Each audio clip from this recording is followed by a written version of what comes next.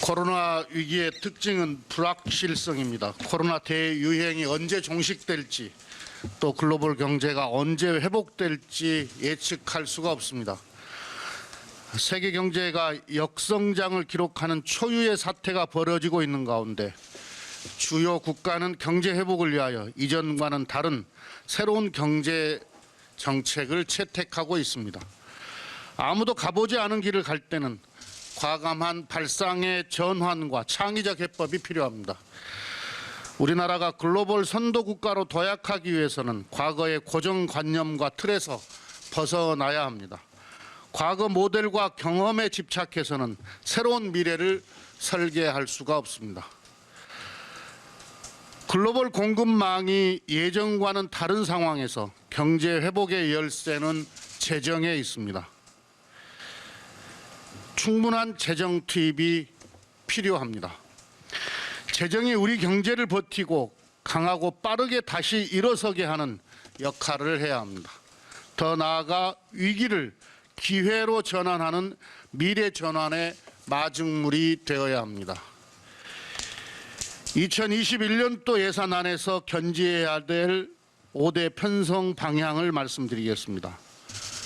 첫째, 코로나 여파가 일시적이지 않고 장기간 유지될 수 있다는 전망 아래서 방역 예산을 충분히 편성해야 합니다. 방역은 경제의 방파제입니다. 의료 및 방역이 붕괴되지 않아야 경제를 빠르게 회복할 수 있습니다. 이를 위해 방역 예산을 튼튼히 편성해야 한다는 것을 강조해 말씀드립니다. 둘째, 코로나 이후를 대비하는 미래 전환의 예산안이 되어야 합니다. 코로나 이후 대한민국의 미래 전환 전략은 한국판 뉴딜입니다. 새로운 국가 발전 전략인 한국판 뉴딜을 본격적으로 추진하기 위해 충분한 규모의 예산을 편성할 것을 주문합니다. 데이터댐, AI 정부, SOC 디지털화, 디지털 트윈 등 디지털 뉴딜과 그린 리모델링, 그린 스마트 스쿨, 친환경 미래 모빌리티 등 그린 뉴딜을 미래 성장을 견인할 새로운 국가 인프라입니다. 10대 대표 과제가 차질 없이 추진될 수 있도록 예산 편성을 당부드립니다. 셋째, 국가 균형 발전에 기여하는 예산안이 되어야 합니다. 수도권 1극 체제를 다극 체제로 전환해야 대한민국의 지속 가능한 발전이 가능합니다. 국가 예산은 지역에서 새로운 산업과 일자리를 만들고 전국을 고르게 발전시키는 데 기여해야 합니다. 한국판 뉴딜도 정부가 직접 재정을 투자하는 사업의 대부분은 지역에서 이루어집니다. 지역 전략산업 육성, 광역 교통 물류망 구축 등 국가 균형 발전 프로젝트도 더욱 속도감 있게 추진해서 지역 경제를 활성화하고 지역을 보다 살기 좋은 곳으로 만들어야 합니다. 넷째, 고용 안전망, 사회 안전망 예산을 확대 강화해야 합니다. 특수고용 노동자, 자영업자 등 고용보험 사각지대를 해소하는 전국민 대상 고용보험을 점진적으로 확대해 나가야 합니다. 한국형 실업부조로서 국민 취업제도 시행도 차질 없이 준비해야 합니다.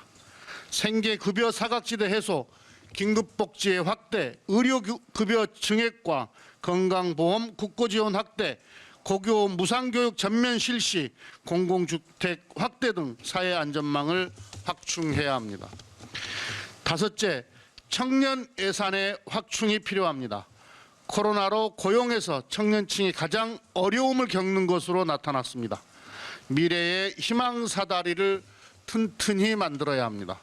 청년 일자리 창출, 맞춤형 직업훈련, 생활 안정을 위한 주거지원, 선취업 후 진학, 장학금 확대 등 교육 지원을 통해 청년이 희망을 가지고 미래를 대비할 수 있도록 청년 예산을 대폭 확충해 줄 것을 당부드립니다.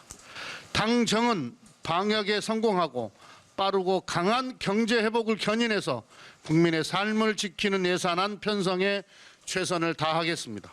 향후 국회 심의 과정에서도 당과 정부가 긴밀하게 협력해 나가겠습니다. 한편 올해 예산의 집행 현황에 대해서도 꼼꼼하게 점검하겠습니다. 재정 불용을 최소화하고 한국판 뉴딜 등 3차 추경이 신속하게 집행되도록 노력하겠습니다. 감사합니다. 네, 오늘 2021년도 예산 편성을 위한 최종 당정협의를 갖게 되었습니다.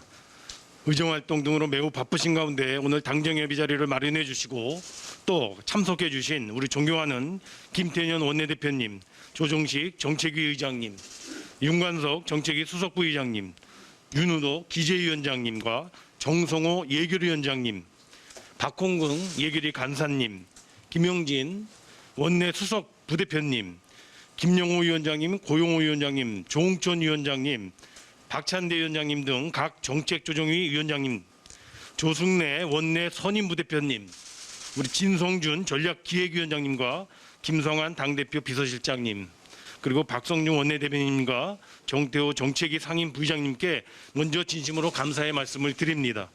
잘 아시다시피 최근 코로나 확진자가 다시 크게 늘어나면서 사회적 거리두기도 2단계로 격상되어 정말 안타까운 마음을 금할 수가 없습니다. 특히 그간 확진자 수가 쭉 진정세를 보여오던 가운데 그리고 소비, 투자, 생산 등 경제 회복의 불씨가 어렵게 살아나던 흐름 속에서 맞부딪힌 상황이라 그 무엇보다도 조기 방역 통제가 매우 중요하다고 생각합니다.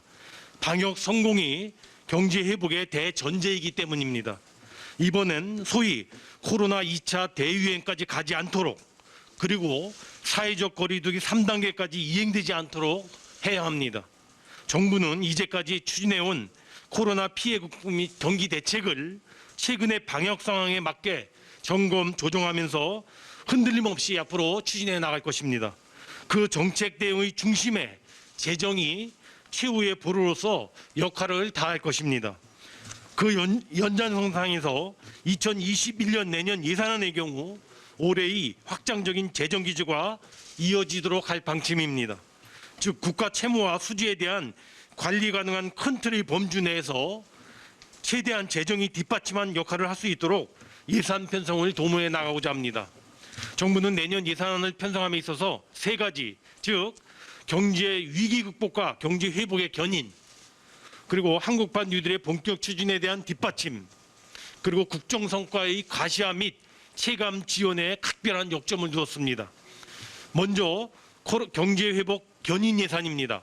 코로나 피해 극복 속에 빠르고 강한 경제 회복을 선제적으로 이끌기 위하여 200만 개 이상의 일자리를 지키고 만들어내며 민간 소비와 투자, 공공투자, 수출, 지역경제 등 전방위적인 경기 지원 예산을 확실하게 담고자 했습니다. 이를 통하여 내년 우리 경제가 다시 재성장 경로로 복귀할 수 있도록 최대한 뒷받침하고자 합니다. 둘째, 한국판 뉴딜의 물꼬를 트는 예산입니다. 포스트 코로나 대비 및 미래 성장 동력 확보 노력 결코 소홀히 할 수가 없습니다. 내년 선도국가로의 도약의 틀인 한국판 뉴딜의 본격적인 추진을 위하여 내년 예산에 뉴딜 예산으로서 국민들께 약속드린 대로 20조 원 이상을 확실하게 반영하였습니다.